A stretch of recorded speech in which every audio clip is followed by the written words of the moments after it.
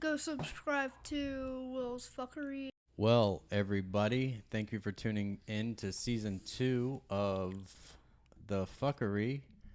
The train wreck. This is the first episode of 2024, so we really don't know what we're coming to the table with right now. We thinking about, let's just jump into some kind of wrestling shit, man. It's Yeah, I think we've been wanting to touch on some old school wrestling and shit like that too. Oh yeah, I'm definitely an old school nerd for the fucking wrestling shit.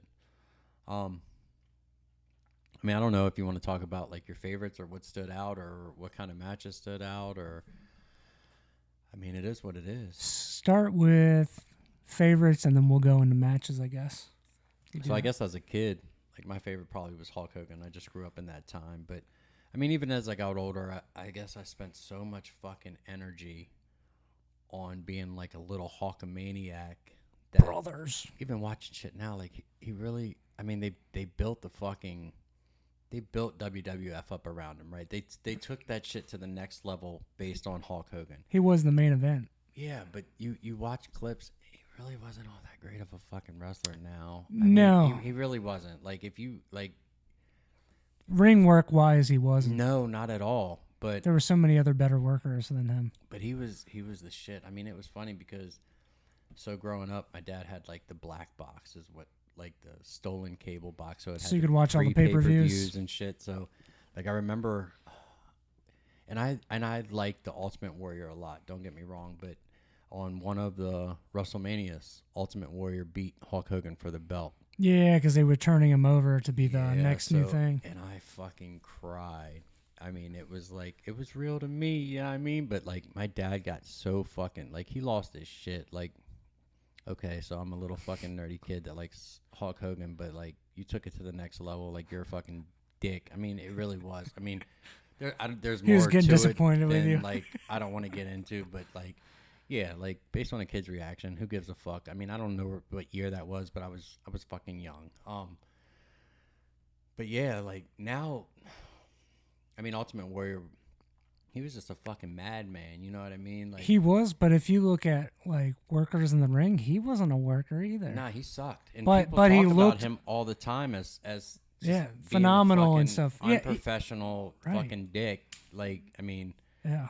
But it doesn't matter when you heard his fucking music and he came Popped. running down the fucking like crazy, shaking the fucking ropes, fucking looking like a madman. That was so, and I liked him when he beat Hogan, but I mean, just like I like different sports teams. Okay, so this past weekend or like football. This past Christmas, 49ers beat no, I wish that's what happened.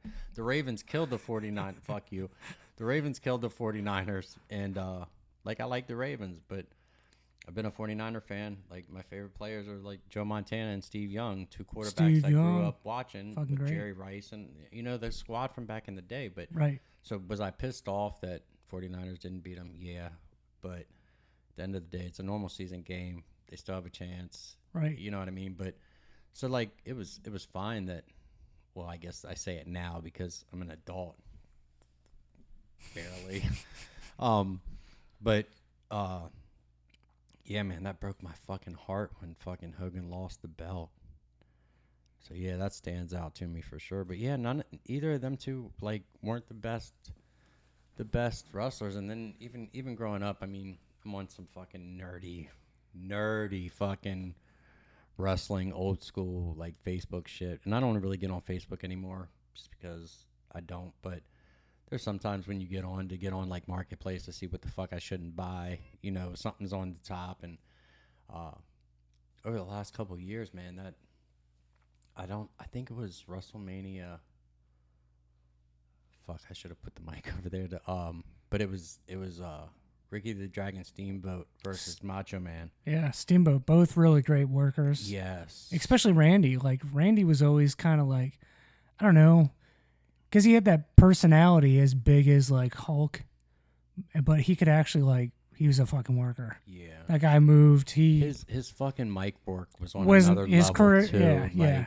And he was just, you never knew what was going to come. It was unexpected. You had no idea where the fuck he was going to, because he did like all sorts of crazy shit. Yeah, like, but even watching shit on him, like him being dead, and actually I remember when he died, my sister lived in the Tampa area, and I knew he lived down there. So like when I heard he died, I was like, you got to get me a newspaper. I need his obituary. And she sent it to me. Like over the years, it's gotten lost or whatever. But, yeah, like that was sad as shit to me. But watching different specials on other wrestlers and coming in like the Dark Side of the Ring series and shit like that, where it really goes deep into some of these stories of history and like mental. Like a lot of these guys are fucked up in the head, right. And they were beating the shit when, out of. And when they fall off, it's like, and they don't have that stardom. You know what I mean? It kills like, you. It does. It fucking demolishes them. But like some of the time, like, so one of the things I remember is Miss Elizabeth. Like who grew up in like the 80s, and that was like everyone's like, oh my god, like. I love you, right, Elizabeth. Like Miss Elizabeth was the shit. Like she was awesome, and but like he was psycho with her. Like he would tell her to get into a fucking room. Like don't come out around the wrestlers. Yeah, like, they were saying he was very controlling. Yeah, like almost sickening. And I mean that's that shit she put up with for years too. But then again, I mean knowing that business, and it's probably very different now than what it was then. Whereas these were a lot of men's men, but they were like, I mean, you could get away with a lot of shit. So if you were tempted plus by the amount something, of drugs that was fucking going on back then, was, right? Was but it was you're one of the boys. Like that's how it used to be run. You know what I mean? Yeah. You still show up, do your show, but there was a lot of locker room banter and fighting and stuff like that actually going on. Oh yeah, for real. Whereas now, I think it's more like out in the open, and you hear about it a lot easier now. Whereas back then, like, yeah, because I mean, you were there to social watch media the show and that was yeah. it. You know, yeah, house show or whatever. And that's another thing. I mean, like I said, wrestling was a huge deal in my. I mean, I was when I was younger in the neighborhood I grew up in, I was always like this kid. I always carried around a boombox. So, I was always this fat white kid, anyways, carrying around this boombox, cranking like rap music, right? But when the neighborhood kids would get together and we'd like my front yard was almost like a square, like a wrestling ring. We would all act like different. Well, I'm like, I got this radio, like I'm giving people entrance songs and shit. Like we're trying to take it to the next level. But yeah, man, it was fuck, I forgot where I was going with this, dude. What was I saying? I was here, and then I was gonna back it up with like this. you were saying that wrestling was like a very it was huge staple. Everything. So right. yeah, so like wrestling with the kids in the neighborhood, and everybody was into it. And then I feel like back in the day before it really, not saying it wasn't big then, but it's definitely more of a money maker now, and they're hitting all types of towns. I feel like they used to come to this area all the time. Like even if you watch like Ric Flair talk about like wild parties after wrestling show, I've heard it on multiple different podcasts that he highlights Baltimore.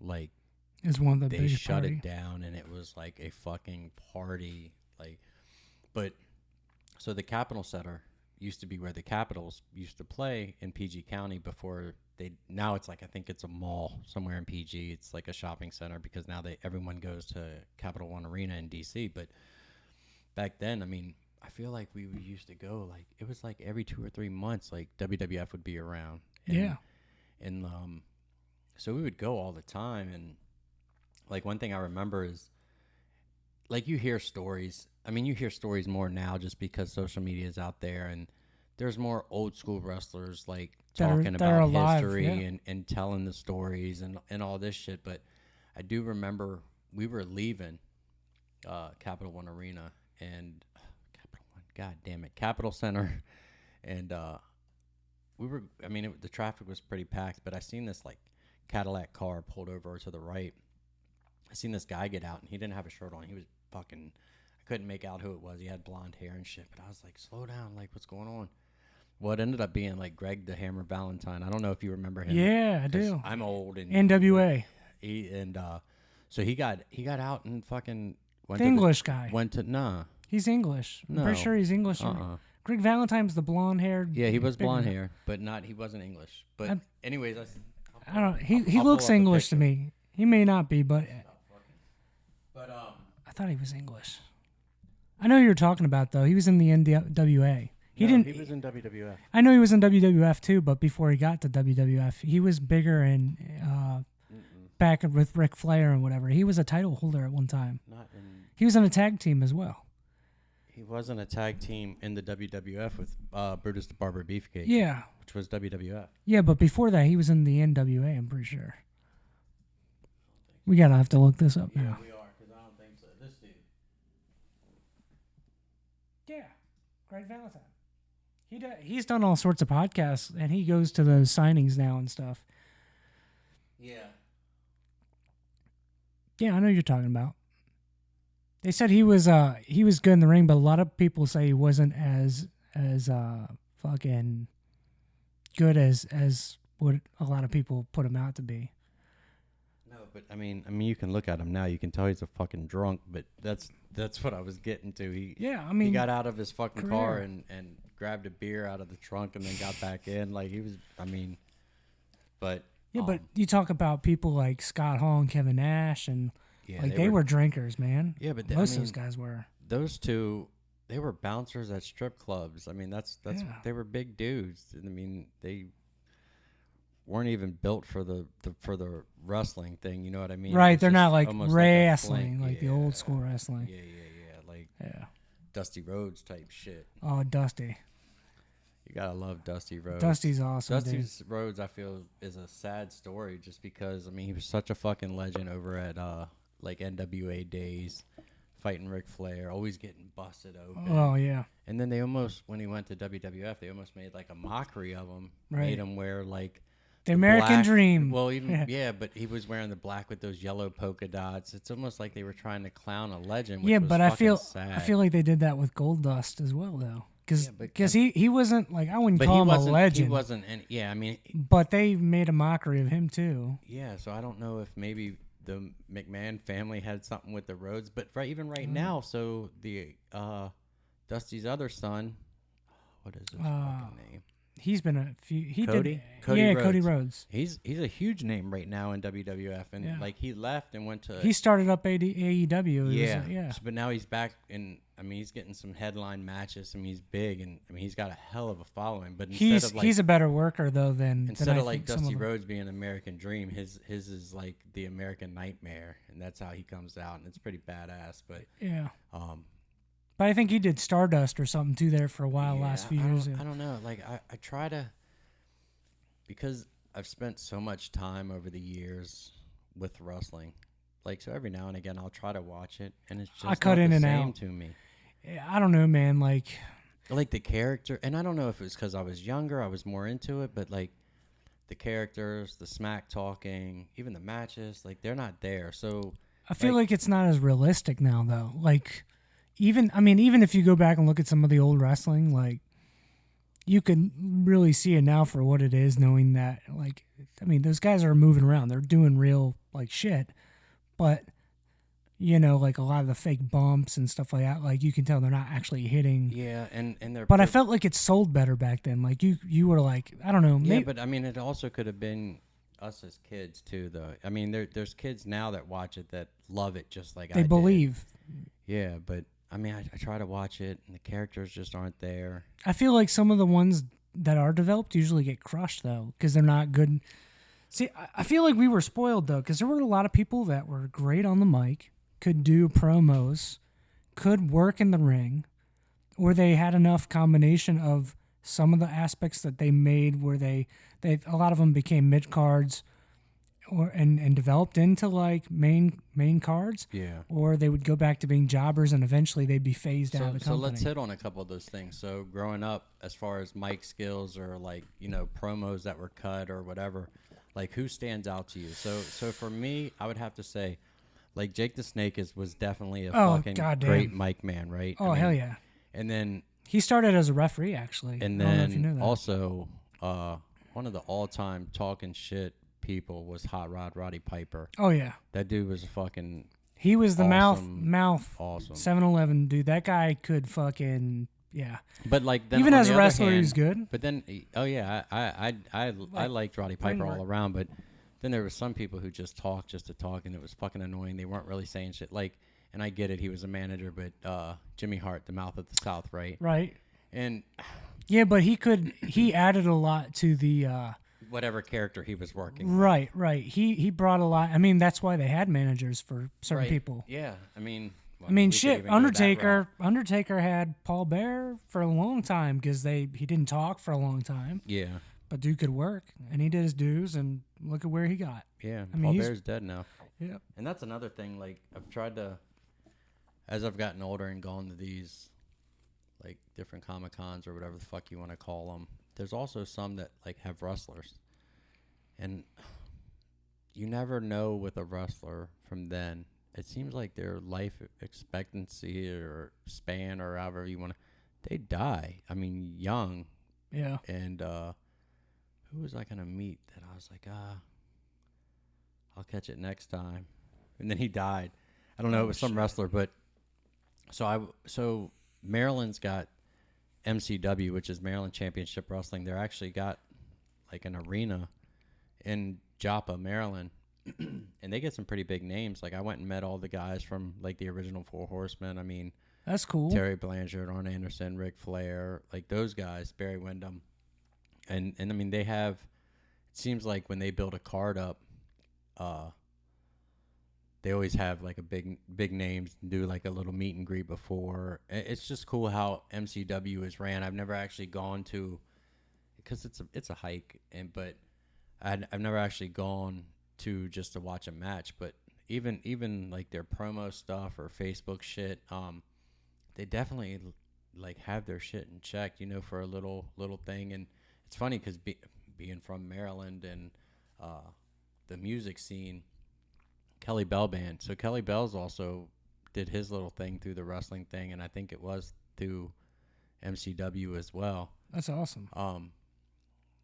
But yeah, I mean, so shit talkers on the mic. So Roddy Piper, Jake the Snake always cut like a cool fucking promo. But I feel like these people were like bigger than life characters. It's kind of the way I feel about going off topic, like the NBA.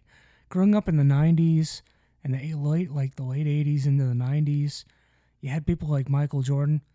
Obviously, he was like a fucking all-star. But you had like Charles Barkley. Okay, he wasn't like, but he was still kind of on that level. Like there were a lot of people who were really good at the game. You had Shaquille O'Neal. Oh yeah, Barkley later is, Kobe. is one of my favorite all-time players. And Patrick it's funny. Ewing. Like you had all these I people. never was a big Ewing fan, but even Barkley. So I guess, I mean, almost trying to think. I guess every basketball jersey I own is people that I enjoyed watching as kids, because I'm not really into basketball now. There's no player that Right. like but There's like one or two major superstars. Like there are good players. oh yeah, But I'm the not saying game that, isn't but played it's the same not, way but- now either. But Barkley, you cannot find a Charles Barkley, a real Barkley jersey, and so I kind of started like Googling shit and researching like why. I can buy, like I bought a Throwback. Alonzo Mourning jersey. I got Larry Bird jerseys. I got Shaq jerseys. I got, you know what I mean, like Chris Webber from the Bullets back in the day. But Oh shit, Weber. I couldn't find it. Well, supposedly it's because Barkley doesn't want to sell his jersey, so he has that say. So as I'm looking, I see that at any point, Kobe Bryant's wife can say like, we're not selling any more jerseys, because I guess that's something. But that's something I didn't know. I figured once you played, like, It's forever kind of like I mean, a. it's the team jersey, but I guess the name on the back is you, so it is what it is. But yeah, I don't know. Yeah, as far as like that, I feel like wrestling has had a few great, like, I mean, it's all good, but I feel like the stuff now, I'm sure it's good. I haven't been watching. I started getting back into it after the Attitude Era, because that was like my era. Yeah. The early, right before the Attitude Era, I watched a lot of older matches too, because my dad and my brother were into it. And kind of like you said, like our neighborhood, that all the kids were into wrestling. It was a big thing. Like it was almost kind of a normal thing. I mean, there were certain households who were like, no, we don't watch that crap here, but most of the neighborhood and everybody knew about it. It didn't blow up the way that it blew up towards the mid to late 90s. I mean, everybody knew who Hulk Hogan was, Randy Savage, like all the big names, Jake the Snake Roberts. But I feel it's like kind of like that with the NBA, where you just had a wild group of fucking all-stars. Yeah, for sure. And nowadays, there's so the dream team. The characters were part of the persona of like these bigger than whatever superheroes, and I feel like now there are some great characters, but they're not. There's certain ones that could go far, but they don't have the ring ability, or they're just not good on the mic. And I feel like part of it is diminished, and I may be wrong, but I know when I watch it, when I've tried to watch it now, it's like the storylines, they start something and it could build up to something, and then they completely scrap it, or something happens and they change direction. But I feel like now it's like, say if we were going to have a wrestling match, it'd be like, hey, you kissed my girlfriend. like it's not, I don't know. I feel like it was more It's not fucking backwoods Jerry Springer shit. right. And there was a lot of weird shit like that in the 80s and the early 90s, like Sid Vicious, some of the stuff like with some of the way they were on the mic. That dude was an animal. But I feel like even some of the promos with them on the mic were kind of like, I'm gonna hop your knob, and like some of the language and stuff was weird. But people, you could kind of tell like the characters and just their personas and the way they wrestled, and but the storylines were made in a way that it was definitely more believable. But even shit talking definitely changed when you went into like Attitude Era was when like Nitro versus the Attitude Era. That was the then best you had time. like the Suck It from DMX, right? From Generation X and shit like that. But I mean, even being cheesy talking like kids and wrestlers and shit back in the day. I mean, there was a lot of. I mean, Ric Flair was one of the greatest to ever fucking. I mean, there's still shit that they're playing, like Rolex wearing, like his little spiel that he does. Like Mr. Perfect was another one. Yeah, really good, and he was a fucking great wrestler. Kurt Hennig. Yep. Yeah, one of the best workers probably. Yeah, and he was a good ring psychology guy too. Like Dusty Rhodes was really like. There's so many wrestlers, like things I've heard on podcasts and like of older wrestlers talking about stuff. In fact, I watched a lot of Scott Hall stuff too, because I was a big Scott Hall fan, and I wish he would have gotten pushed more, and I wish he would have kept clean long. I don't know. I like Scott Hall as fucking Razor Ramon. Yeah, like but I felt like he could have done so much more, but because of his demons and problems, he kind of fucked himself out of being like so much bigger than life. You know what I mean? But his ring psychology, like if you listen to a lot of his breakdowns of matches or things, like dude's like really deep. Like that's why I think looking back now, like Scott Hall, like to me, like he just had this psychology about it, but he gives a lot of like, he like gets a lot of that from Dusty Rhodes because he helped him in his career. Like a lot of them like don't realize how many of these certain individuals in the business really help them grow in their career. Yeah. Like, and Dusty was one of those guys. He could tell you what you should do with your character, how you should be, and Yeah, but that shit would fly on some wrestling. Like I heard a lot of. You almost didn't have say on your character if you wanted to come into WWF. You know what I mean? Back unless in the you day. and I feel like a lot of it too was back then, especially like late 80s. Yeah, but even if you had a name in another corporation. So I watched the Von Erichs. No, when they had. I'm not a fan. I was never fucking. I was. Yeah, but they did that sort of thing. The Von Erich name was huge within their thing, and then one of their sons, the one who like, I want to say the one who shot himself, went to the WCW after an accident. Yeah, is that the one that lost his leg? Yeah, I didn't even know he was wearing a boot and shit. shit. I think that was I want to say it was Terry. But he was supposed to be a big fucking deal, and that dude was shredded. It was. He definitely was. But they changed his fucking ring name but because but there's also other guys that weren't like superstars, but they were always around. Like Hercules used to have that chain around his neck. Like he was cool as shit. And all this is probably like before your time, I guess. Bad News Brown. Wow, that's a name I didn't think your young ass would say. Yeah. He was around. Junkyard for a while. Dog. Junkyard Dog was the first famous person I ever met. So, you know how DC does like the car shows at the convention center or whatever, and they always bring in like a football player or like certain things. Well, I was young as shit. We'll have to throw it on the. I'll take a picture of it, but I stayed up like the whole fucking night the night before. I made this fucking picture for Junkyard Dog. Like I'm cutting out like wrestling figures and him, and I drew a ring. Like I'm fucking cheesy as fuck. You can see in the picture I was a fucking nerdy fucking kid, but like I gave it to him and I was like, I'm gonna say all this and blah blah blah, and like when I got there I was just like, It froze. yeah, I didn't say shit like in the picture. Like I'm just like, but it was cool because like I gave it to him and like he was like, you know, he's talking as a kid, but he fucking was like, oh, this is, you know, he went into like I do remember he went in like saying like showing his interest, you Right. know, but I mean, if he didn't give a fuck, you know what I mean? Yeah, But but I at was- least I he was a showed he young cared. fan, you know what I mean? Like that made my fucking day, and that point, and like when we took a picture, the woman that was actually like sitting beside him, I don't know if it was a manager or whatever, but she held it up in the back, you know what I mean? So the picture of me and him, it's got this picture that looks like shit, but I stayed up all night for. I'm gonna give this to Junkyard That's Dog. awesome. But that was, I'd have to say, I mean, that was the first like famous wrestler or whatever that I grew up on. Well, I met him when I was a kid, but I always, and he ended up dying. I want to say he died in a car accident, actually leaving his daughter's graduation. I don't know if it was a college graduation or a high school graduation, but I do remember.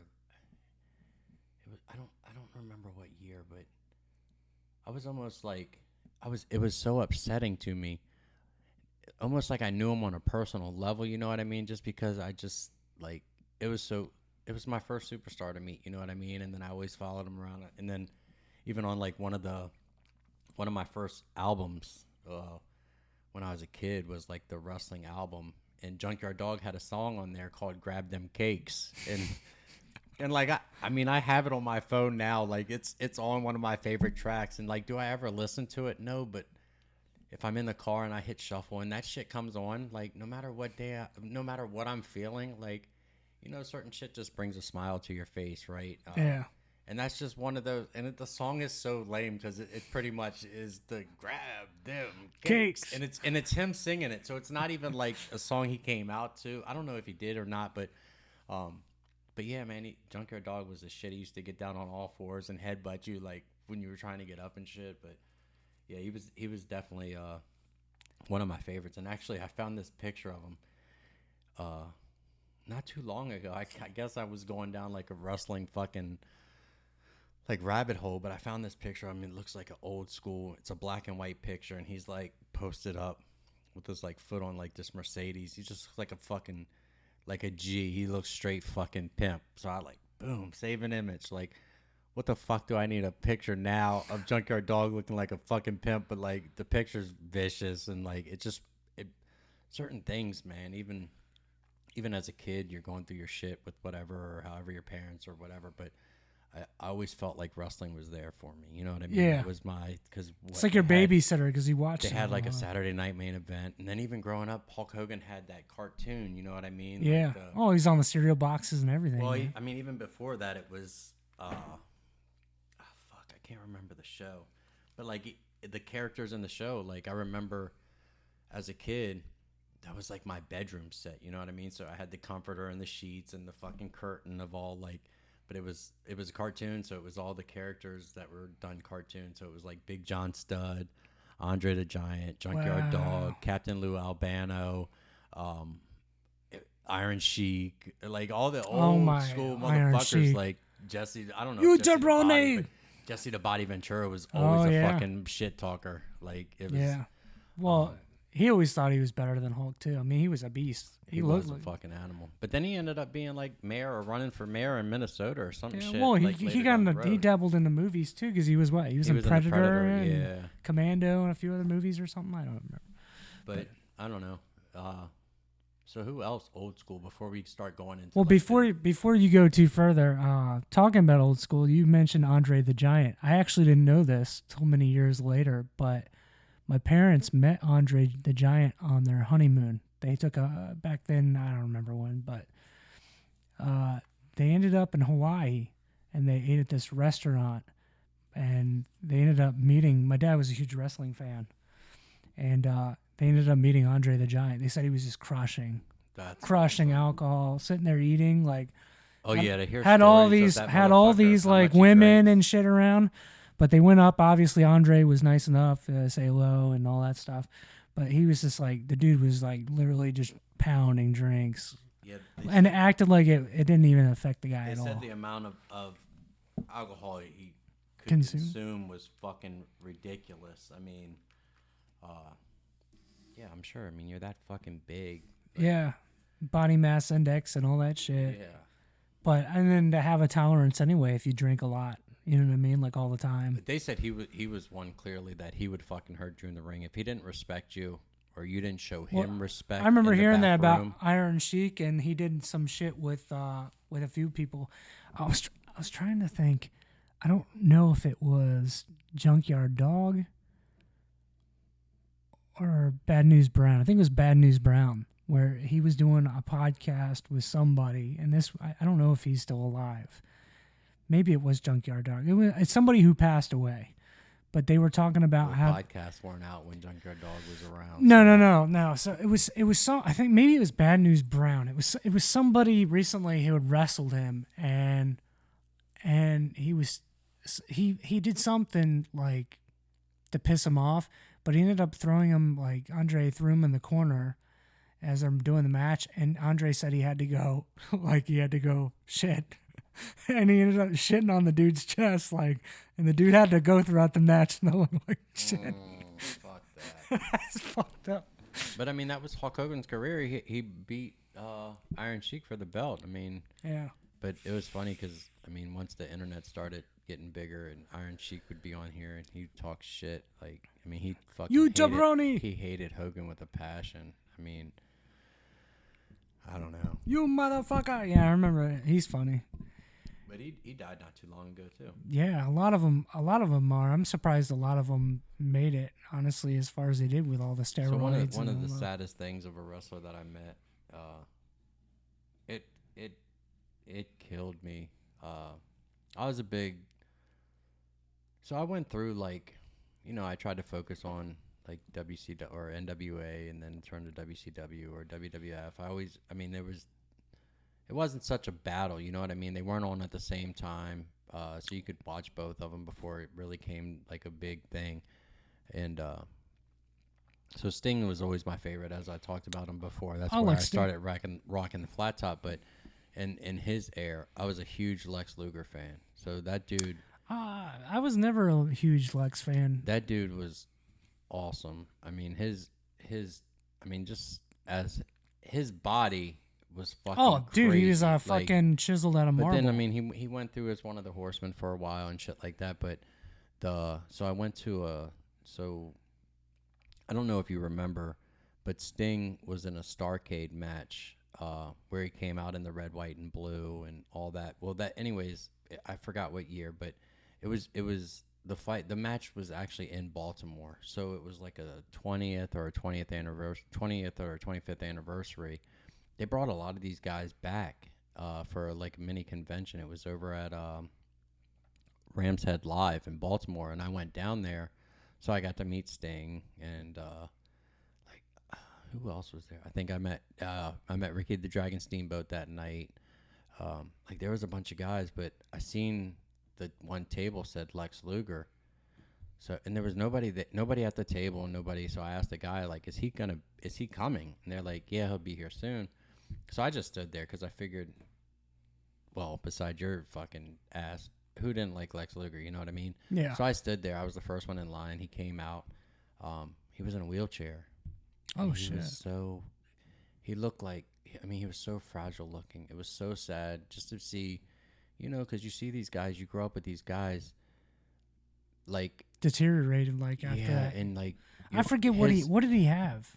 I just know. I don't know. He went through some pill shit because Miss Elizabeth and him were actually together, and that's where she died, was in his house because they were popping pills or whatever. But you just remember these guys being bigger Big. than life. Yeah. And then, so I'm the first in line. Like he's waiting for his people to get there. So we're just small talk, right? And like I'm trying not to.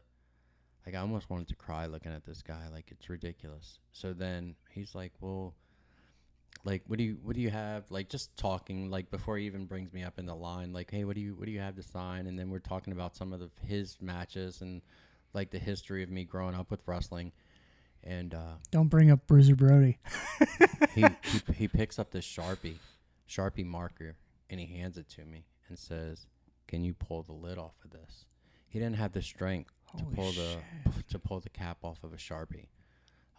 So I did it, and then he couldn't even hold it like a normal pen. Well, I mean, I hold my pens when I write fucked up, but like he couldn't hold it, and it's almost like he had to rest his whole hand just to kind of make the signature. It's still one of the most beautiful signatures out of everything I have on my wall. It's still awesome, but just seeing that I had to take this Sharpie off. So I was like, hey, while I'm here and you really don't have a line, do you want me to pop some of these Sharpies off for you so it's something you don't have to worry about? And like he looked at me like super sad face and like just appreciated it and was like, yeah, if you don't mind, I'm sorry. Like, dude, nothing to apologize for. Like, All right. but that's when you really break it down that everybody is just human. You know what I mean? He Right. put his no matter how I looked at him as a kid, like he still put his fucking drawers on the same way I did. Like, you know what I mean? Everybody has a past and a Yes, life, and and that broke my heart. Just this dude was like to fucking see him like that. yeah, it was just so sad. Yeah, I saw something in recent years where, because I wasn't a huge fan of a. I mean, he was like that dude that used to stand in front of the mirror. I never really got into the whole Lex, and as they were building him up, he left for WCW. Like around the time I started noticing him, like that shit where he's in the ring with the flag on his. Oh, like, but that shit. was so much later in his career. Yeah, but I remember like WCW where then he got into the NWO and they were using him as like a. Yeah, but that's. I mean, I'm talking. Yeah, I'm see, talking, I know some early matches like. No, but, I'm talking like years before. I'm talking maybe early '80s. Yeah, see, I So, probably I mean, didn't see a that's- lot of Lex then. I mean, I was I'm- born in 1980, so 85ish, whatever. I mean, he was he was one of the Horsemen. He went through all this shit with Sting and everything growing up, but then he left WCW or NWA, whatever it was called at the time, and went to WWF, and that's when they built this superhero with the red, white, and blue and all that bullshit. And he traveled the U.S. in a fucking bus and did all this promotion. And then I guess once he got cut from there is when he went back to WCW, and that's when the NWO was happening, and that was that whole air. Yeah, I felt like they by kind of tried itself. to make him like the next like. I don't want to say Hulk Hogan because he wasn't. Yeah, that's definitely what I think. But I Vince feel was with the shooting flag, for, they were you know trying what to I be mean? this pro-American thing, and they've always kind of played with the different things because you had like Oh yeah, because Adrian and stuff like that. Like they always did that mixing of countries where the Russian guys, Adrian. yeah, or Hadrian or whatever his name was. He used to come out with fuck. You mentioned his name earlier, Jabroni. Oh, The Iron Sheik. Yeah, what was his name? Sheiky he just baby. died he died a couple years ago too. Yeah, but he had a tag partner for a while where they came out as like because the he would do the Russian anthem. yeah, but they did like the Middle Eastern thing too, like Yeah, but and then they also tied in. the British Bulldogs.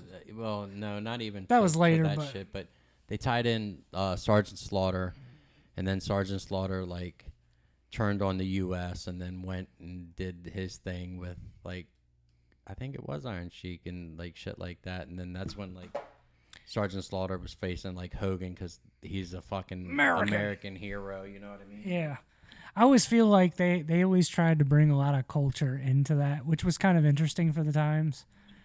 Like, it's probably harder to do that now because of how things are. Like, everybody's so offended by shit. But I feel like it used to kind of be interesting to watch that kind of shit, like the storylines with the different cultures Yeah, and shit. but I feel like back in the day, like the storylines and the build-ups were great because it was almost like you had these little movies and shit like To kinda go along before- with it. Yeah, like whether it be like Papa Shango, who later became like the Godfather. you know, the Ho Train and shit. Ho! But like he would do this voodoo shit, or even like Jake the Snake had some promos where him and Ultimate Warrior were in it, and he had Ultimate Warrior trapped, and it was dark, and or then even like shit, even way before then you had like Captain Lou Albano, and you had like George the Animal Steel, and like do you remember George the Animal Steel? So he was this like hairy fucking dude. He always had a green tongue. He would always bite like the turnbuckle to break it open. That's way before your time, right? Yeah.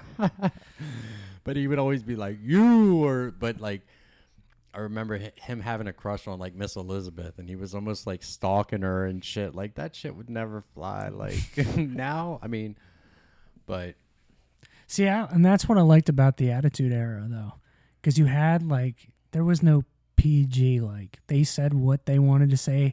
It was more, and it was sure some of it was scripted, but I feel like they had a lot more creative freedom if they were good on the mic to say what they wanted to. So the stories were more believable. Yeah, but that brought in a lot more. Once that Attitude Era where Stone Cold and The Rock popped, right? Because they are fucking legends of the mic. I mean, see, I grew up. If I'm being completely honest, like the pay-per-views all for me started like towards the early '90s when you had Bret the Hitman Hart, like when he was still a big deal, like when he was the king shit. Him and Shawn Michaels. Like so that's kind of really my real entry besides the Hulk Hogan stuff and the Randy Savage, like all the older shit that I would watch. See, yeah, and I stayed interested for like, but I mean like watching all the time, like that's really when I started watching all the time. When I think of Bret Hart, I mean I think of the Hart Foundation, right? So yeah, and then Austin, and he wrestled because Owen Hart. You had that. No, but it wasn't even Owen Hart. No, it was it was Bret Hart and Anvil Neidhart. Yeah, Neidhart. Which Anvil's daughter is part of WWF now, and that's but great. they had I just said his name not too long ago. Oh, the Mouth of the South, Jimmy Hart. So he was their manager, but something funny. I don't know if you know what Anvil Neidhart looks like. So he was the big dude with the big beard, like a goatee type shit. So one time we went up to we went up to the Statue of Liberty one time, and I kind of got twisted and turned around, and I ended up in some fucking like hood type shit, right?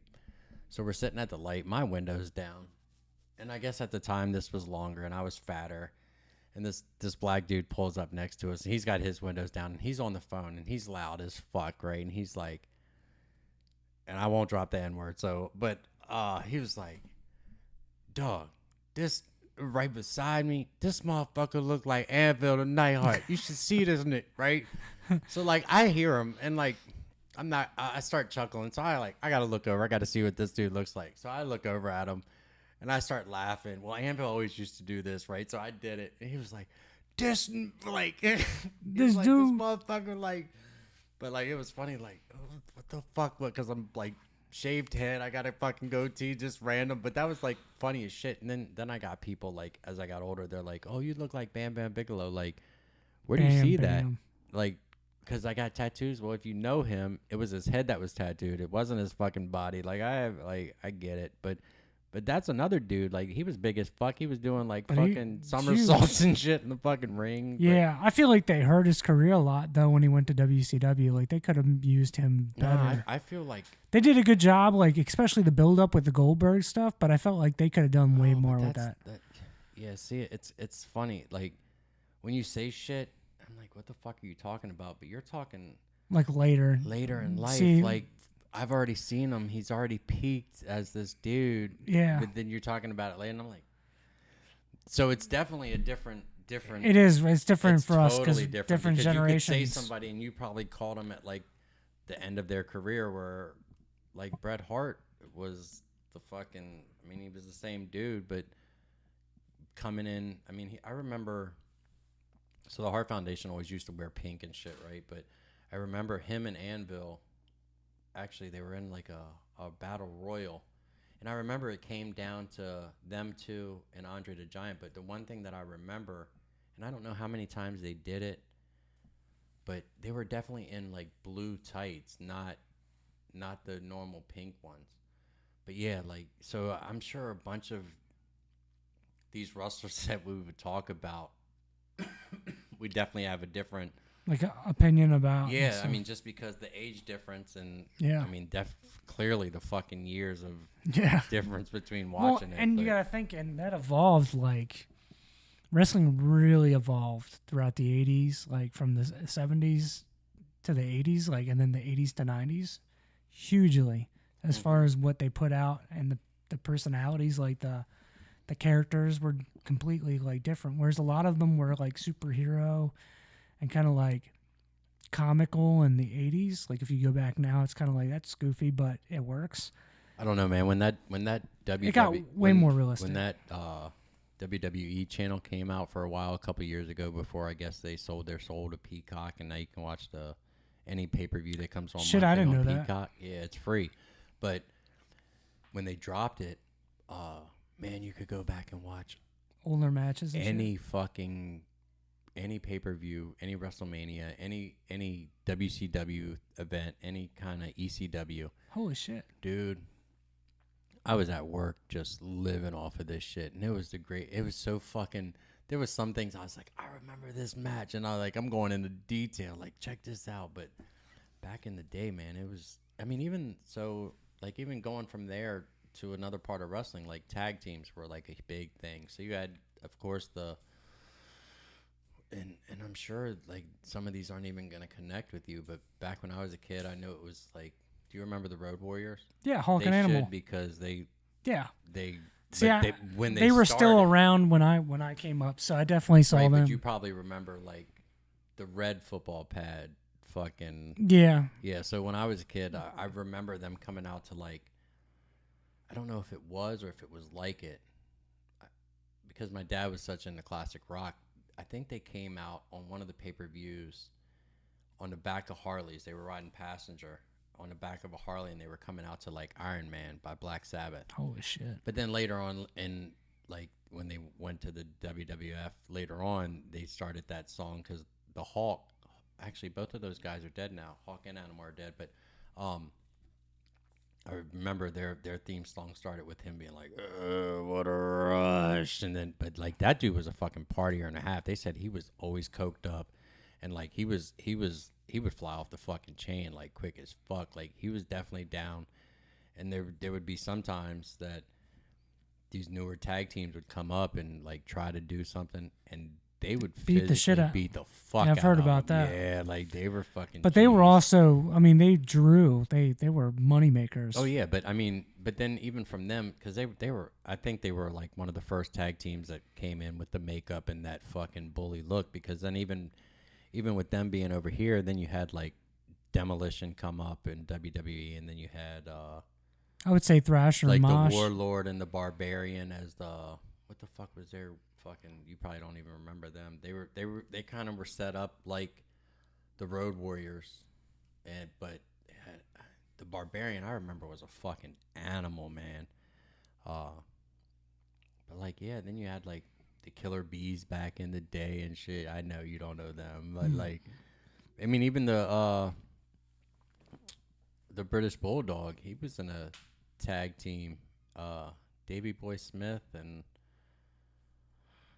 oh fuck, I can't remember the other dude. But yeah, this shit. Yeah,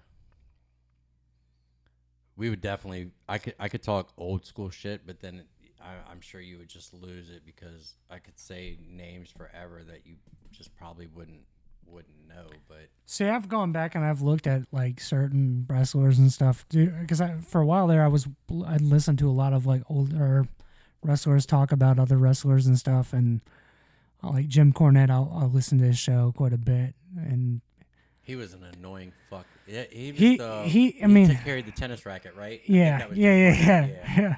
And he but his knowledge and just the history, like he's good for that, and he is a living, breathing like wrestling historian, like.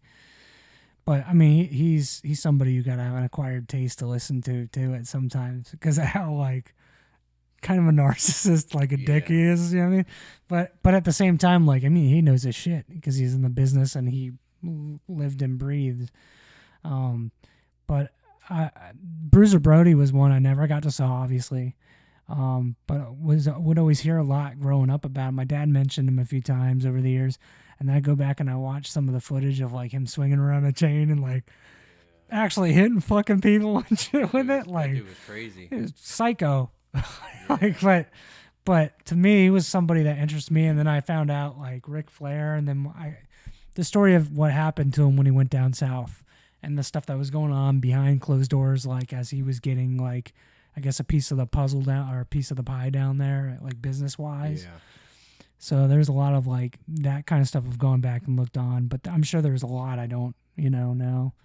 But for me, growing up in the early 90s, like really, I'm going to know like more of the Attitude Era, but I do know like Hulk Hogan, Randy Savage, Steamboat, like those are all, Jim Duncan.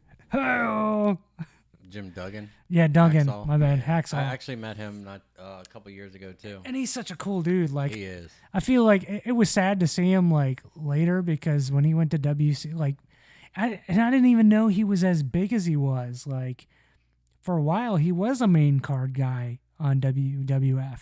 Mm-hmm. Like, and then, like, I remember seeing matches as a kid. Not like I remember him holding the 2x4 or whatever, but he wasn't like one I watched a lot. Like when I watched a lot of early WCW. Yeah, 'cause that's almost before that time too. Yeah. For sure. So like, I mean, I heard things or saw reruns of old stuff, like older tapes of stuff, but for me it was like early WCW with Sting back when he had the little like that little lock of yellow hair, when he had the flat top and the face paint was like done differently.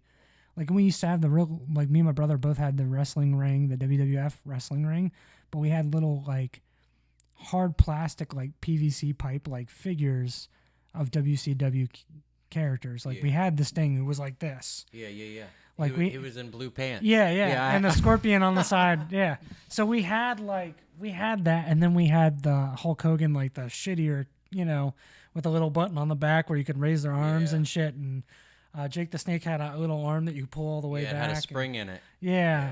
So we had like a lot of those things too. I mean, I had all those too, but I mean, the characters that were coming out when I was a kid was the JLN, I think, was the one that made them. They're like the 10-inch fucking big rubber ones that now are a fucking fortune. Yeah. I mean, it's funny, even a couple years ago, even to buy those like new in a package, they are fucking ridiculously priced. And well, and you got to think too, back then they were, I mean, it was popular, but those things are like, that's history from like wrestling that you can't ever recreate now. Yeah, but finding, I mean, you can find them. Those are relics. But they're all fucked up now, you know what I mean? Like, yeah. So even a couple years ago when I started deciding I'm going to start hanging all this shit up to make this my own little fucking Tom Hanks big fucking whatever, you know what I mean?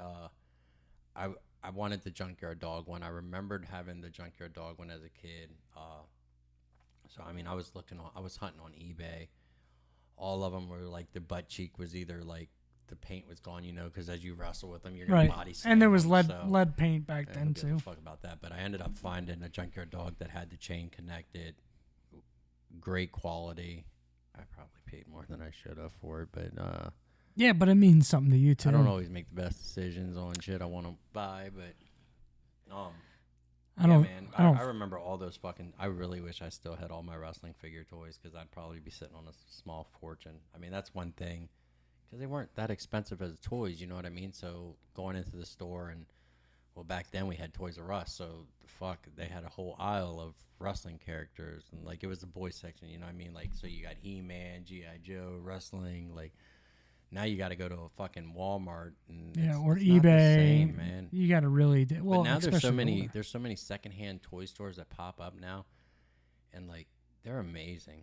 I mean, just to go back and to fucking see some of these toys you used to play with, and it's just so awesome. Like, I really wish I would have kept some of that shit for sure. Yeah, that's how I feel about a lot of this stuff, and I feel like it's crazy because the technology's gotten so good. So like the toys they come out with now are so like intricate, and there's so much more they could do with them. But the price point's ridiculous for a lot of this shit. It's fucking stupid. Because even, I don't know, He-Man just did like they came out with, I mean, it's like an old school look of the old characters and shit, and it's just not the same. Yeah. And maybe it's not the same because I'm not. I guess I'm a kid, but I'm not a kid. But Yeah. I don't know, man. Sometimes I'll see shit in the store and like, I don't know if it's because maybe it was a good time in my youth or this is what I turned to, but like I don't know. It's what you remember, I think. Yeah, I mean, because even if I find like there were certain Nintendo games I went for, and I didn't want it all fucked up. Like I didn't want the sticker fucked up, but Dude, I probably had a fortune on those. oh yeah, and I ended up definitely losing did a too, lot of but, them. I mean, I bought a couple of them. Like one, I wanted like in perfect condition. The sticker, I wanted Mike Tyson's Punch Out, right? Tyson's Punch But Out was like then- my favorite game. Actually, I got one up here. This was a game that I loved. That was probably fucking stupid, but I bought it anyway. 'Cause I It's remember playing it's the it Sesame so Street long. game. It's the Sesame Street Learning 1, 2, 3. Oh, Marble Madness? No, this ain't a bad game. My neighbors had this one. Nah, I remember. This was a hard fucking game. Yeah, it fucking sucked. And This I'm pissed sure- me off because it would always fall over the edge. I Like- could never fucking figure it out. But like I bought this. Where did I buy this? I don't know, some used store. But I bought it for $6.99. But did I need to buy it?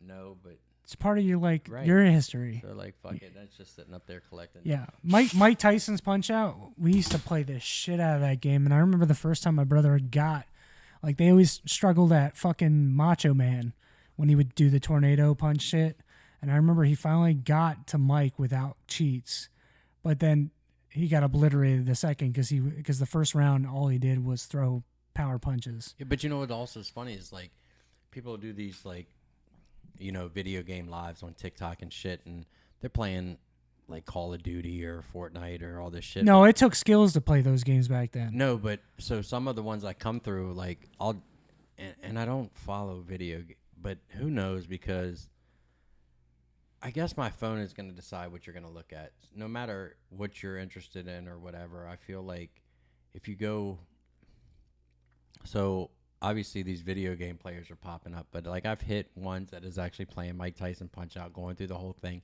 playing like Mario, trying to beat Mario the whole game in like minutes. I mean, some of these old school, Super Tecmo Bowl, Oh, like, yeah. The Raiders were the shit in that yeah, game. it was just like Bo Jackson. Bo was Jackson. in there. Yes, yes.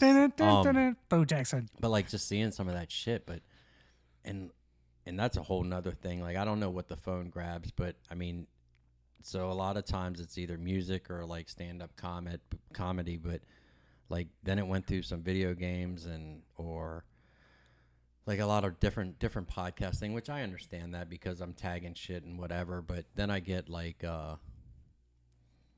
I really feel like, and I know the phone is listening to you. I can tell you a story about that later, but like I'll get like zodiac sign shit or like tarot reading card shit, like. And it's And like then, telling like- you things that you're talking about.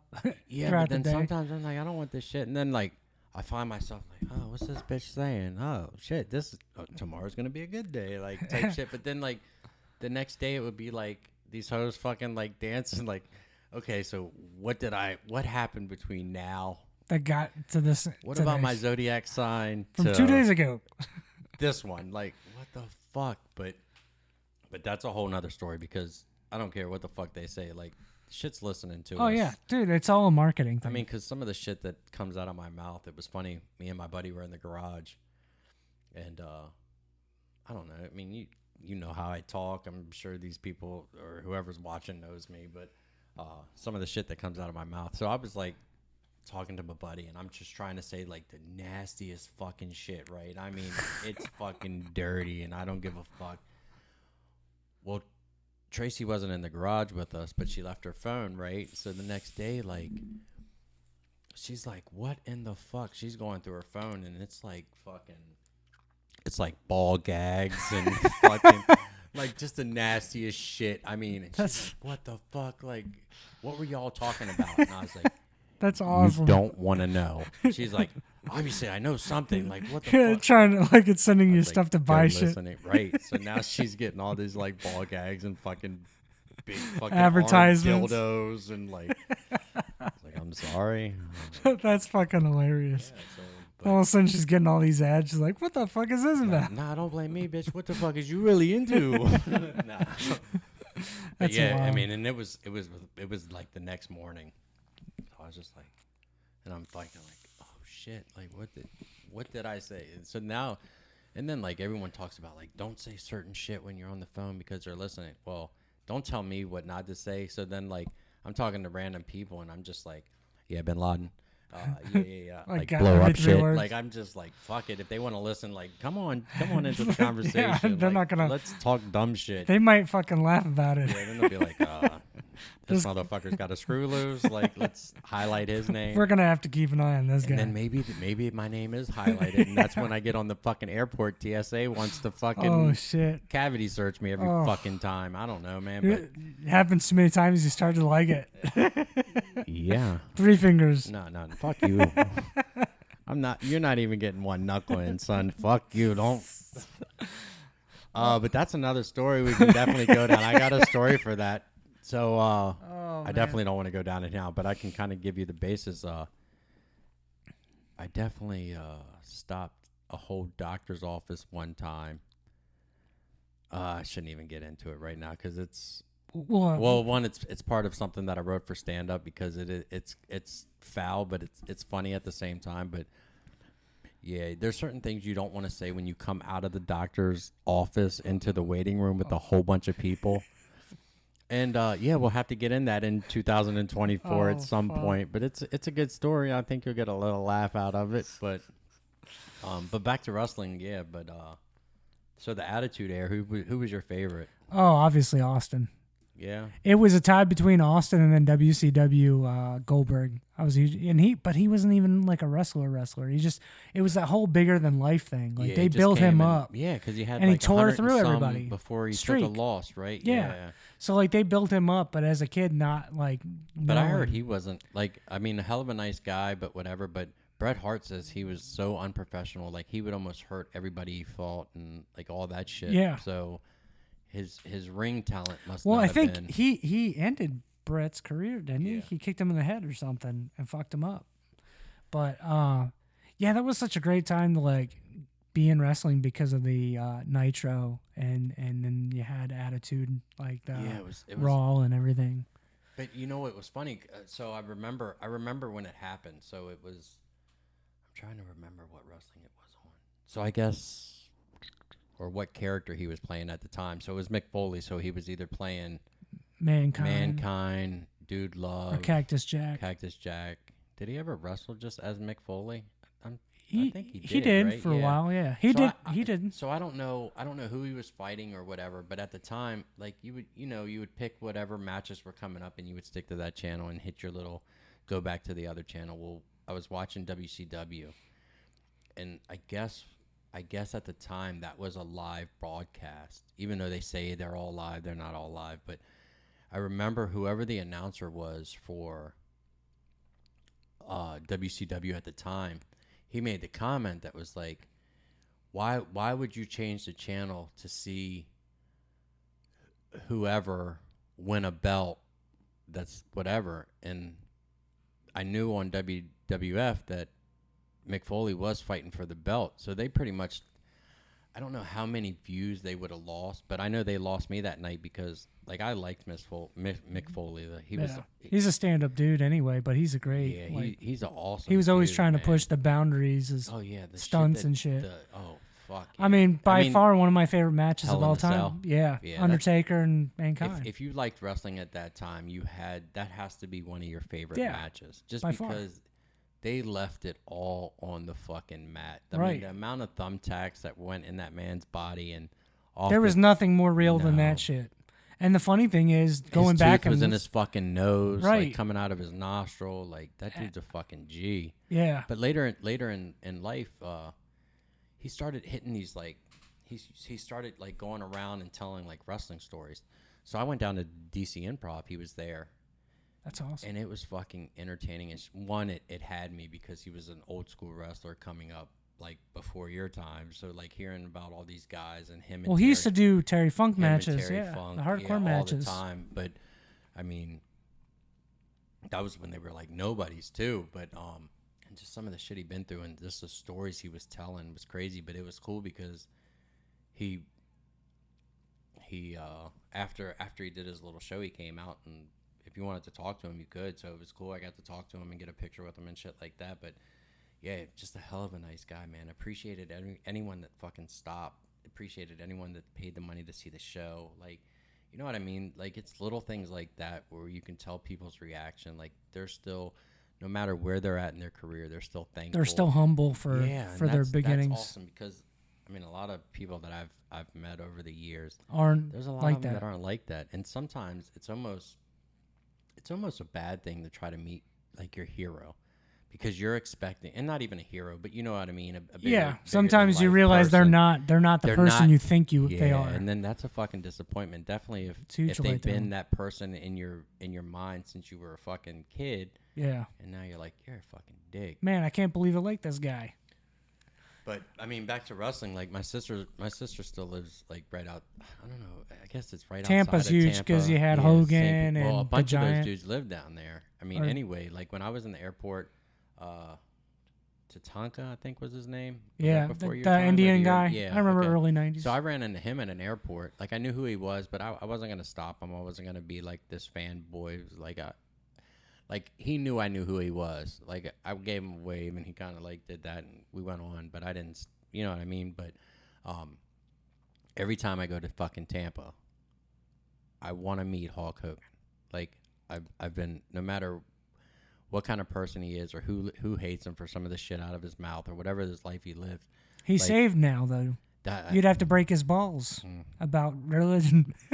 I can. He just got baptized. It was in the thing like a week ago. Are you serious? Yeah, Oh, fuck. he found Jesus. Well, I mean, good for him if that's what you need to find. But Yeah. so every time I've gone down there, so he's got a bar. I've never gone to the bar, but He he's has got a museum now too, doesn't but he? he's got a store. He's got one in Orlando, but the original one is like Hogan's Beach shop, and it's a cool ass store. I mean, it is like a museum. Some of the history that he's got on the wall and some of the shirts he sells and shit like that. But I always go down there because I follow it on Instagram. He's there every now and again. Like I gotta run into this dude. Haven't as many times as I've been down to visit my sister. Haven't seen him. So I don't know, maybe about a year or two ago, my sister sends me this picture and it just says like image. She's like, I'm in the grocery store. Sends me this picture. It's fucking Hulk Hogan. Hulk Hogan goes to the same grocery store my sister goes to. Holy shit! So I'm like, you motherfucker. And she's like, yeah, I figured you would want to see it. And I was like, she's like, I didn't know who it was, but I heard the voice and I knew the voice was something I knew. Yeah, so she sent me a picture of like Hogan reaching like grocery shopping. I was like, did you go to him? And she, like, what the fuck do I got to say to him? You know what I mean? She wasn't Right into but, wrong. Like, I'm like, oh my god, like you should have FaceTimed me. You I should have been coulda- like, "Hey, my brother wants to say Yeah, hello." right, something like. Like, hello, goodbye. Look here, brother. So Eat your yeah, every Wheaties. time I go down to that area, like I go into that, there might be a chance eventually. But Shit, you better hurry up because he's getting up there now too. yeah, I know, and that's one that I know I'm gonna miss out on. Right. But, Well, I mean, but also he I'm is not, the golden era. yeah, of but fucking, also I'm not gonna go to a convention that he's at and pay like $400 to meet this motherfucker. Right. Like, You just got to it's kind of not- go him off the street to his shop and hope he's there. Yeah, Kind of so- interaction. But the cool thing is it's sold now, but so the shop's laid out almost like there's a top and a bottom. Well, when I went there, I noticed that the gym upstairs was owned by one of the Bushwhackers. Holy shit, Yeah, Bushwhackers. So I took a picture of it and I put it on my Instagram, and I was like, I don't know what I was more excited for, to go into the Hawk store or to see this sign. And I took the picture of the Bushwhacker like gym thing, and I tagged him in it, and he liked it. Like, it's not a big deal, but like I was like, oh cool, he's seen it, you know what I mean? But Yeah. he sold it, so now it's all redone. It's not owned by him, but yeah, the Bushwhackers were definitely on a different level, licking each other's head. Yeah. But- I knew the Bushwhackers because I definitely saw matches of theirs like as a kid. We had the little figurines too. Yeah, one of them was like this, so And you the could other just one, do and, their and then the arms. other one, yeah, the other one was like, the other one's like this. Yeah. Yeah. And then, shit, man. I mean, we had so much. We had the Ultimate Warrior too. We had he just kind of popped down or whatever. Yeah, so there was different ones. So the one you're talking about, his legs were together. Yeah, He you had couldn't the do little shit. finger on the Yeah, back. and then He his was in arms. green. Yeah, He was in green, but and he had the fucking little like muscles. yeah, the one I actually ended up buying it on eBay. The one I bought on eBay was by that same company. So it was those size figures, but he had white, like the white with the neon orange and green, like, you know, the warrior makeup face, how he had them like all over his shit. I ended up buying that too. Like, yeah, I buy dumb shit, dog.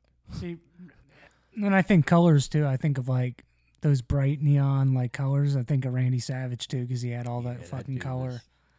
He was like a, you're gonna notice me, pop. Fuck yeah, he was for The sure. glasses and all the shit that he would wear. But yeah, I don't know, man. So many great wrestlers, and obviously he was a Steve Austin fan just because he was like a no bullshit kind of guy. And then I think like for him, I mean, he was obviously a great worker. Like the more time he spent in wrestling, the better obviously he got. But he was so good on like developing a storyline, like as far as on the mic. He was like I saw him throughout the years as he got better and better and better, but he could wrestle to back it up too. Yeah. So you knew he was going to be a star. I guess one of my favorite from that era is probably Undertaker. I mean, his career. Undertaker was always good, though. And I loved it because even as that same character as the Undertaker, styles were switched so many times just to keep up. I mean, coming out, keep rolling, roll. You know, Limp Bizkit American when he Badass came on it. Oh, well, then even that too. But nah, he came out with Limp Bizkit on Rolling, but then he did the American Badass too. Yeah. And like. He went through a bunch of different. Then he did that thing where he had like a group. What was it? The Ministry, and then the corporate ministry and all that stuff. So that was cool. And then that's when like The Rock started coming up, like because he was a mouthpiece for like all the McMahon's, like the corporate stuff. The Rock was coming up. They were in that Nations of Domination. Yeah, but he really flourished like when he had his peak. Once he branched with the off of that. Yeah. That because I think the whole thing was for him to go out on his own, and then they did that corporate shit in the ministry and all that. Yeah, because that definitely brought him to the next. Because that was what Ahmed Johnson. You had Mark Henry, Farouk, you had D'Lo Brown. Yeah, which was no, that was Ron Simmons. Yeah, Ron Simmons was Farouk. Yeah. Yeah, I wasn't a huge fan of Ahmed Johnson, and people always said he was kind of a dick, but that dude was his arms were huge. Yeah, he wore that. I like D'Lo Brown too. Like when he went on his own, was a big D'Lo Brown. D'Lo. I mean, for a bigger guy, like because he was bigger. Yeah, he was chunky. But that dude would attempt to do all sorts of crazy shit. It's just unfortunate his career ended because of the shit. Like he could never bounce back after the draws thing. So. Yeah. But. That's somebody I didn't. Yeah, he wasn't. But then even the props have changed over years. I mean, do you remember Coco Beware? Hmm? Oh wow, I'm surprised. Yeah, with the bird. And all the bright colors. Yep. That's funny. See, there are certain ones like I definitely that stood out, and see, it was kind of spottish because I didn't always watch all those. I was too young like to recognize everything. But usually when the family would get together to watch pay-per-view events or watch, wrestling matches. Later, I think for me, the Attitude Era, my mom was working for the cable company, as I mentioned previously on another episode. So I used to get all the pay-per-views for free. And then she would come home and bring these posters. And I wish I still had them because they'd be probably worth something now. Or shit, just to even give them to somebody who would appreciate them more than I did. Yeah. But we used to have Armageddon and all these fancy, I used to have all the posters on my wall, like the big fucking pay-per-view posters.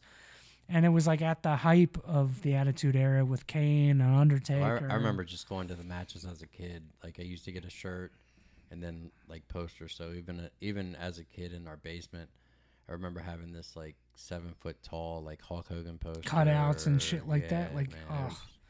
Then the plushy pillows and shit like that. Oh yeah, what were they called? I don't remember, but yeah, the whole and they would talk too. Yeah, they were. Oh fuck, what were they called? I don't remember. You could wrestle with them. Something buddies or some shit. Yeah. Battle buddies or something. Fuck, I can't remember. But yeah, they definitely. I feel like merchandise definitely took off. I took wrestling to that next level. Yeah. But now, I mean, Fanatic fucking owns anything. If you go to NFL shop or NBA shop or MLB shop, it looks the same as Fanatics because Fanatics does run everything. Well, even to the point now that if you go to fanatics.com, there's a WWE fucking thing. You can buy Legend clothes. I mean, it's that's crazy. It is. See, I've been so far out of it for so long now. I wouldn't know. Nah, because I bought I bought an NWO hoodie a couple years ago, like the NWO? black and white ones. And what else did I buy? I don't know. I'm pretty sure that's where we got that Hulk Hogan ugly sweater, that light up shirt that I did on that thing. Hulkamaniacs. Yeah, and that's another thing. Just like their entrance music, like I can hear that Hulk Hogan theme The song. Rick Derringer song, Real Yes, American. and that's a bomb song. Like that hits my shuffle every now and again too. But I mean, some of those fucking songs. The theme song is really added to the characters. It is. Like the second you heard their music, you're like, holy shit. Yeah, and it still does now, because even Yeah. if they bring like an older wrestler back, like the crowd could be like not doing anything, and like All of a sudden the so lights that go out glass or- breaks. Yeah, then you know it's that's Steve Stone Austin. Cold, right? Right. And the fucking crowd. I mean, even now they're bringing back all these old characters because it's still a fucking draw, man. These people still want to see this old shit, but like, I mean, that's why. Like the old shit, I guess, was so much better. You know what I mean? Yeah, Like, they were everything- just these bigger than life characters too, man. Like but they had the fucking chops to back it up. You know what I mean?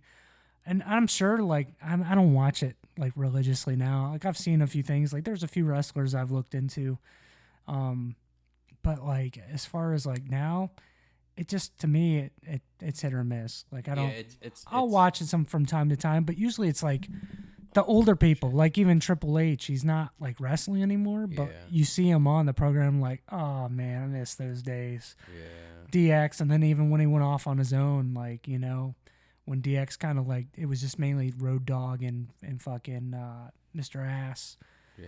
you know? So Billy Gunn, Billy you know? Gunn, yeah. Yeah. And he wrestles now in like the American one, whatever it's called, with Yeah. his kids, I think, or his son or something. The cool thing is that a lot of when these guys like retire or they're no longer like wrestling, it is cool that they do bring a lot of them back to like train and be a part of the program though. Yeah. Like as far as not just being on TV, but like as far as their training programs. Well, with like the guys that Michael bring up. Hayes is like some big name, and you probably don't remember him wrestling back. I in the remember day, Michael 'cause I Day- think he was brought a in, lot before my time too. Who but- were those guys? The young kids, the high flyers. Oh God, the brothers.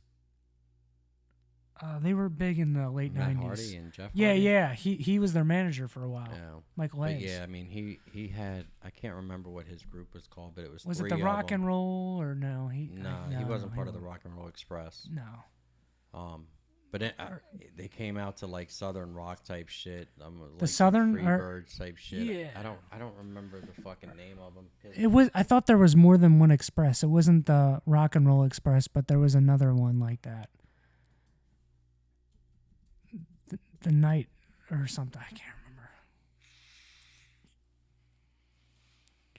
Yeah, Michael Hayes wasn't really on my radar, but I knew he was a manager for the Hardys when they first came out.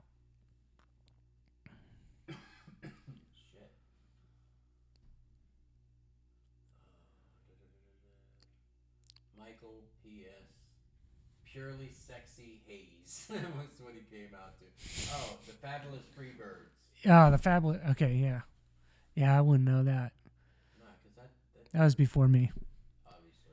That dude was born in like 1959, so Yeah. he's definitely up there. But the fact that like a lot of them kind of stayed on and like the business, like they've been utilized in other ways throughout the years, like is kind of cool. I like how they kept a lot of like those people, like even after they stopped wrestling, a lot of them would write scripts or storylines, or they were part of like decision making and that sort of thing, matches, and Yeah, because even, I mean, because who knows better than the guys who've done it? because some of the big names, like, I mean, one of the big names on like the back end of wrestling right now, I can't remember his real name, but he was Brother Love. You remember him? Brother Love. Like, he would wear the white suit, and when he would get to talking, his whole fucking face would be like fire red type shit. He sounds familiar, like, but I love you, like all this shit. But anyways, he's still around. you mean Bubba Love? Bubba Love? Didn't they call him Bubba Love or something like that? Was Maybe it? maybe that's not. I don't know. It's been so long.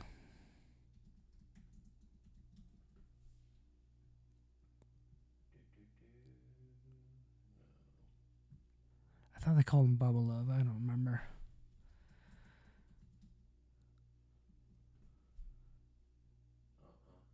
No, maybe not.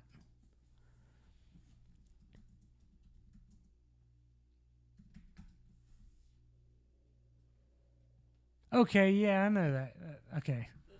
Yeah. Yeah, he was a manager, but he used to do like Who played Brother Love? Yeah, this dude. yeah, he used to do a lot of shit throughout the years, but he did other stuff for other promotions prior to WWF. He claimed he was in WWE to spread the word of love. That's why I'm on YouTube, to spread the word of fuckery. I remember one of the funniest things they did was, and it sucked because the guy who did Papa Shango and Godfather, like I remember when they tried to make him a Bible thumper after the Godfather, that I fucked his. follow that dude on Instagram, man. He's got his own weed. All he does is take like these fucking ridiculously bong rips. Like, I mean, he's got some iron lungs, dude, because his fucking hits are crazy. Yeah. But Yeah, man, I used to fucking love that shit. The whole train. I used to watch that shit a lot. They said he was a pretty good mid-carder. I mean, I always liked him. I always was entertained. Yeah, he was definitely entertaining for sure. Yeah. But that whole Papa Shango route, that shit was That was his main thing, though. fuck. Yeah, He was that best known for character. that. And plus that's also when they were doing more of those like little movie clips, with like promo clips. But I kind of got into it again real hard over Bray Wyatt. They brought this character in, and he was kind of fucking. Oh, with the mask, the animal mask and shit like that. He was one of those guys, right? Yeah, he was. He was on he was on a team with two other dudes, Yeah, right? for a minute there, as like the family, but like he was like a dark character, and I just liked it. But he recently passed away. Huh. But then he did his other shit after he did like this family thing. He came back as like the Fiend. And like he would kind of talk to himself and have these like different personalities. Like, Kind of like Raven, but much better God, Raven. he killed it. Yeah, he was fucking awesome. Just some of his clips, and like then he had like this thing where. Like, That's the guy who looked like he was a Slipknot. But now he like, was right? good. Yeah, but now he was good, and like they did like a playhouse for him, and he'd have these fucked up like looking Muppets and shit. Like I was like, I like this dude. Like that almost made that mean Yeah, that got he me. could sell the character. But they didn't. I don't think WWE promoted him the right way. Yeah. But come to find out, that was you remember might be before your time, but IRS, the guy IRS. I want to say his name was Mike Rotundo. He also wrestled before then too. But anyways, that ended up being it. That's his father, Holy shit. which I didn't know till later. But yeah, but that dude had me sold. Like just his ring appearance, he had that fucking like I'm gonna be a good guy, but I'm fucked up type character. Like I was just drawn to him, and he was on the darker side, which was fucking just awesome. I mean, he would like arch his back like as like a exorcist type shit. You know what I mean? Like, Yeah. his character was just fucking. See, in recent years, the one I followed that had the look, and they said he was a pretty good wrestler, but he's kind of fallen off. I mean, he still is on the programs or whatever, but he was in like that pre-program to like the main roster. I forget what they call it. They started that after I stopped watching, but that Finn Balor guy. Oh, actually, they've Is built he a his main? character up now. Yeah. Yeah, So 'cause when he he's with first the came team out- now. So he's with some other dude, and then he's actually with Rey Mysterio's son. Okay. And then some other chick, but all of them. Not too long ago, I remember watching.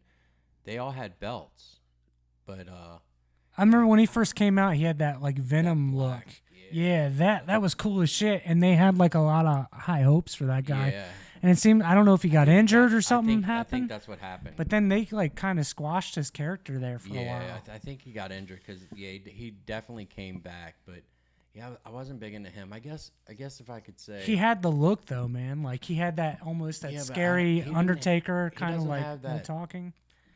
he had the look, yeah, but I don't know. It just was too. Not on the mic.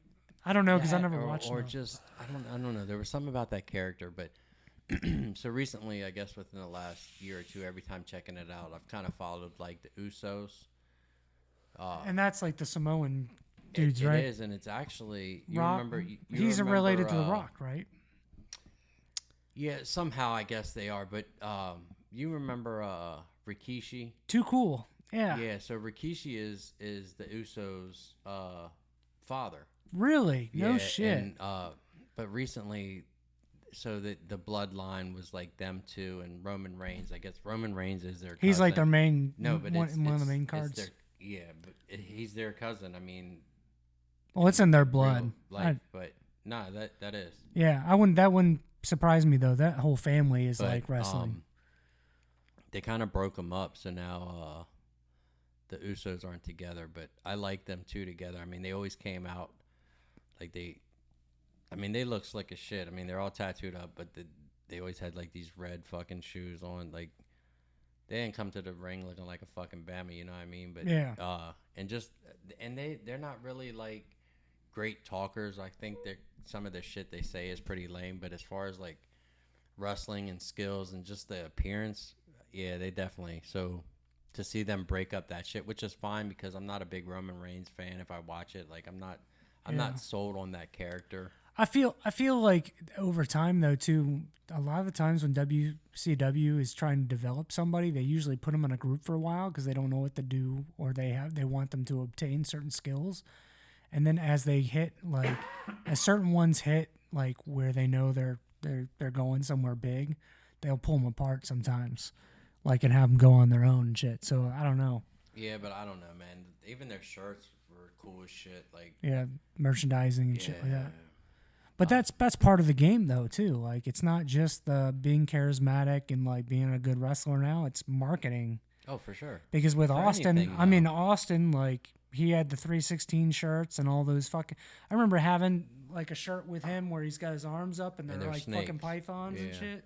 Yeah, because I mean that even crossed over because you used to be like Walmart started selling like all these Stone Cold shirts and like at the time I don't know what I was watching, but like it was like the top selling shirt out of everything. I mean that 316 and how fucking plain is that shirt? But yeah, but dude, you would see him everywhere. Yeah. I don't know. Once, like, I like Stone Cold. He talked shit. He was against, like, the man, you know what I mean? The but boss. it got so played out to me. Well, he had to reinvent the whole, like, the what. He would go through different catchphrases and stuff. But, I don't know. I don't know. I don't want to say it went too mainstream for me, but it was just the same. It felt like a lot of them did, though. I think it was a weird time, too, after the Attitude Era because they did have some good shit because they had, like, people don't want to say his name, but Chris Benoit and those guys came up. And he was a fucking worker in WCW, too. Yeah. Like, and then, or Chris some. Benoit is one of the greatest of all time. I don't care if he killed his wife or his kid. Like, it I don't know, take. Man. I don't know. It doesn't take anything from his career. I don't agree with whatever happened and what really went down. Nobody will really fucking know. But I think that I don't think they should fucking blacklist his career because the dude was a fucking worker. No, he was, man. And for being a small guy, and I watched some shit like I don't know. Have you ever watched that Dark Side of the Ring show?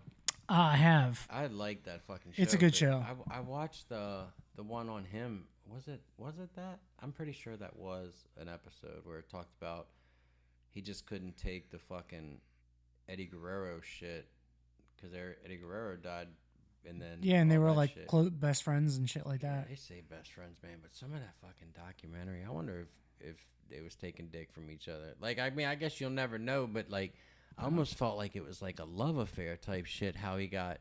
Who knows, man? Nah, and more power to him. Take that dick, dog. But like, I mean, jump off the turnbuckle.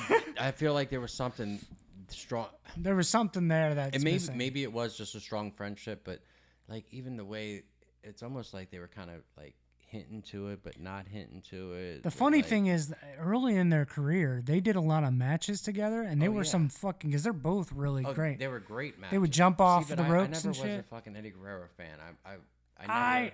He could wrestle, yes. I didn't like him in WCW, because he would come out with Dean Malenko a lot, or they would have him with Perry Saturn. Another, like, strong wrestler dude. Yeah. I mean, I wasn't a big fan of him, but like. Yeah, and then I think they put him on the Four Horsemen there for a while too. Yeah, he was.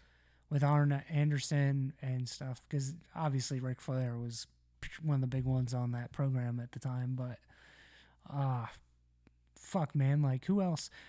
A guy who started coming up at the end of WCW that I was real big into, like, because I always liked the mid-carders too, like, was Billy Kidman, because he was in Oh, Raven's crew, and I didn't like him no. then, but when he started branching out on his own, I liked him.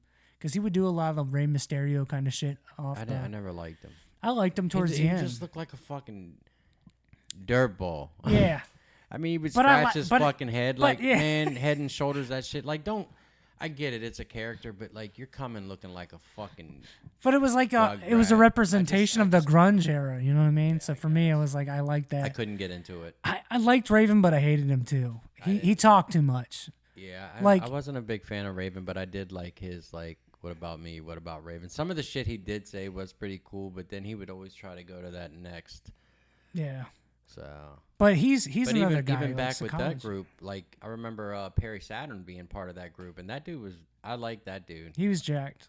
Yeah, Yeah, he had a good look about him, and he was a good worker in the ring as well. But I think his thing at one point after that ended, he was supposed to go to WW, I think E, but it was WWF at the time, and I don't think he worked out or something. I remember he wrestled, I think Triple H or somebody, and then that was it. yeah. Like, I don't know. so I don't know what happened with him, but he was a pretty decent wrestler too. You realize we're sitting at like an hour and a half for this first episode. Yeah, we'll definitely have to touch on this again. Yeah, I'll come back more a little prepared. It's been a while since I've watched wrestling, so I'm a little like scattered all over the place. I'd have to like really think about some shit and kind of like think about some of the shit that I see. I don't know, man. Like after the Attitude Era, I watched some of that shit with like Chris Benoit and all that, and like the Hardys, and then RVD, and I never was a big RV. and then I just kind of got out of it altogether. So after that, like, I mean, mad props. The dude fucking was a wrestler, though. I mean, he was. I think I can't remember who he beat for the title. I remember watching a pay-per-view with my cousins in Connecticut, and I think it was RVD, and What was that? ECW or was it? no, it was one of the- WWF, was it? and I can't remember. It was when he got a big pop on WWF before he left. Yeah. And he got the title or something, and I can't remember who he was wrestling, if he was wrestling The Rock or some other main guy, and he won the title. But I wanted to like him, but I didn't, because my cousin was rooting for him, and I was like, nah, fuck him. I couldn't. There's just some I can't I can't deal with. So, yeah. But now, man, I don't know. I haven't been able to get back into it, and it's just like, I don't know if it's because of the PG thing, and so much has happened between the time I watched it. Like I remember the first match that kind of got me back is when they brought The Rock back. Like, and I was like, oh, he's gonna be on the show for a little bit, and he came back around 2011 or 2010, where he was kind of back into wrestling. Like he would show up Yeah. on the program more frequently. He still pops in every now and again. Yeah, like But like now, like I guess the youth they're probably because he's been wrestling. they for know him as a while. fucking movie star now, Right, though, but you I know? mean, another character they constantly are bringing back is John Cena. Yeah, I'm not a big Cena I was fan. never a Cena fan, and now it's like, so he had this character, and he actually cut a rap album. Like, I mean, that is his style, but now he's coming back, and who am I to say this? Because I still dress like I'm a fucking high school kid, but he comes back and he's got like a fucking businessman haircut, still trying to rock this fucking You can't like shit. You know what I mean? But Yeah, I all in the character, I guess. But I mean, who am I to talk shit of how somebody dressed? Because I mean, you can obviously tell I'm a kid of the fucking. yeah. I don't know, man, but well, I think we'll stop here. Alrighty then. But we'll have to definitely touch base on this. I'll have to get my thoughts So because there's so much I need wrestling we notes. talk I about. need a notebook. Yeah, I leave it in the bag. It's in the bag. It's in the bag. So cool. That was a longer episode than what we wanted to start the year off with. As the time this would be air, it will be 2024. So happy New Year, and yeah. Everyone had a good New Year. This is like Back to the Future type shit. Like it hasn't happened yet, But it's going about to. By the time you see this, you would be in the new year. Oh, I know what I wanted to talk about New Year's. I guess we'll talk about it next time. Hey, did you know that there was there's certain foods that people eat for New Year's.